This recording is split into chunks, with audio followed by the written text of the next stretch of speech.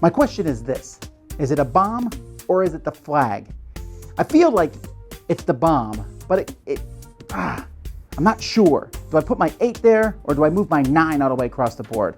The choices, the stress, the fun. Stratego. Love this game, but are there better games in it? Let's find out.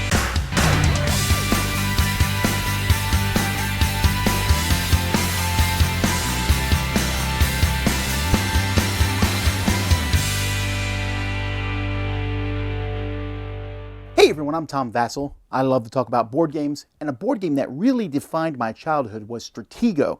A friend bought it for me for my birthday when I was a young child. I really enjoyed the strategy that the game had, as you would put your piece on the board, but you could hide them secretly and go after the other person. Stratego is really fun, but I've kind of outgrown it as the years have gone by. I really enjoyed it. It was a lot of fun. And today I want to present to you 10 games that I think are better than Stratego, or at least are alternatives. If you really like Stratego, you might also like these games. Now the first game is the most obvious choice. It's currently out of print, but I suspect it may come back in print soon, and that is Lord of the Rings Confrontation.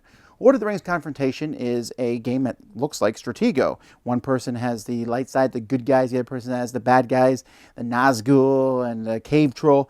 And you're going back and forth, but what's really interesting is the sides are asymmetrical. They're very different. The good player, the light player, simply has to get Frodo and the ring to the mountain. The bad guy player has to kill Frodo. And so you move your pieces, you compare the strengths, but there's also special abilities. It's deeply strategic and tactical and a lot of fun. The second game is Thunder and Lightning. This is if Stratego was a card game. One person is playing Hera and the other person is playing Zeus, and they're going at each other, trying to find a specific card. These cards are played in front of you where they can attack each other, and you compare numbers just like Stratego. Or you can hoard cards in your hand, but there's also cards that let you grab a card from your opponent's hand. So you're constantly trying to hide that card. You're going to hide it in your hand, but they might pull it from your hand. Or you're going to put it out there and try to protect it with cards that are laying on the ground, but then not lose it there. Beautiful artwork, a fantastic game, Thunder and Lightning. Then there's almost a backwards style Stratego, and that's Confusion, Espionage, and Deception in the Cold War. This is a game in which your pieces all face your opponent. Each piece moves slightly differently, but you don't know how they move. On your turn, you take a piece and you move it, and your opponent says, that's legal or not legal. If it's not legal, you have a sheet and you're like, okay, well, it's not one of these pieces, because those pieces can all move one forward and this one can't. And so you are, as time goes by, using deduction to figure out exactly how each of your pieces moves. A very intriguing, deductive kind of Stratego.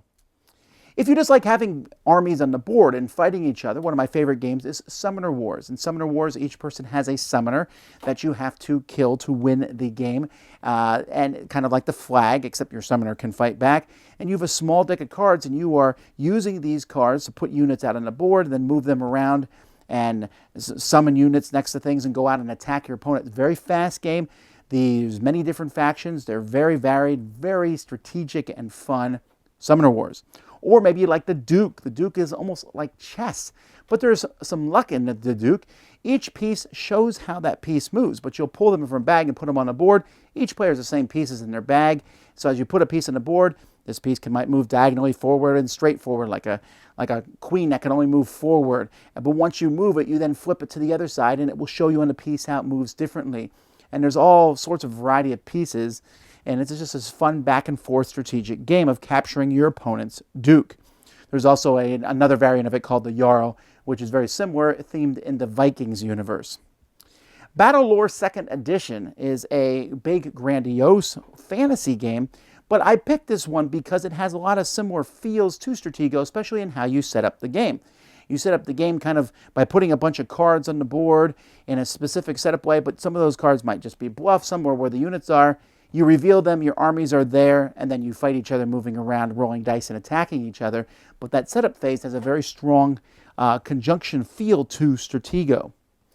Mr. Jack is a game about the infamous Jack the Ripper, where one person is Mr. Jack, the other person is trying to figure out who he is.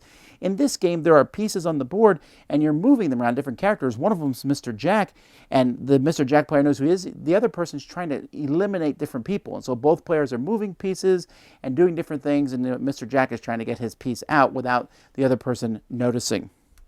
If you like that whole idea of hiding from your opponent, a lot of Stratego is about hiding and surprising your opponent. Whitehall, Mystery, another game based on Jack the Ripper, actually, in which one person is playing Jack, running around London, and the other players are trying to corner him, to catch him, and move around and figure out where he is. It's very similar to the old game Scotland Yard. There's a more modernized feel, very fast, 45-minute fun chase down the opponent game. Or Escape from the Aliens in Outer Space. Escape from the Aliens in Outer Space is kind of think Aliens, the movie. Each player has a little map, and you're all moving around in this map. You're announcing your moves to the other players, although occasionally you might lie. Some of the players are aliens, some of them are humans, and you are listening to other players, trying to figure out where they are before they attack you, and trying to figure out if they're an alien or human. Very stressful but fun game of hidden movement. And then finally, a very simple game that's not really like Stratego, but if you like the idea of surprise and pull out a thing, Love Letter. It's a very small game, has only 17 cards, and on your turn you have one card, you'll draw another card, and then play one of those cards. Many times the cards are trying to guess who has another card. You're trying to end up with the highest card in your hand at the end of the game, which is very, very short. Or, well, actually, that's each round. You can play multiple rounds to play a full game. There's lots of different versions of Letter, from Batman to Adventure Time to just plain get a beautiful love letter to the princess. All kinds of interesting things, but it has that kind of like, did you play that card or do you have this card in your hand? And it's a lot of fun. Stratego is a great game, and I owe it a lot to where I am in gaming today. These are 10 games that if you like Stratego, I think you should check out. Until next time, I'm Tom Vasel. You've been watching the Dice Tower with 10 games better than Stratego.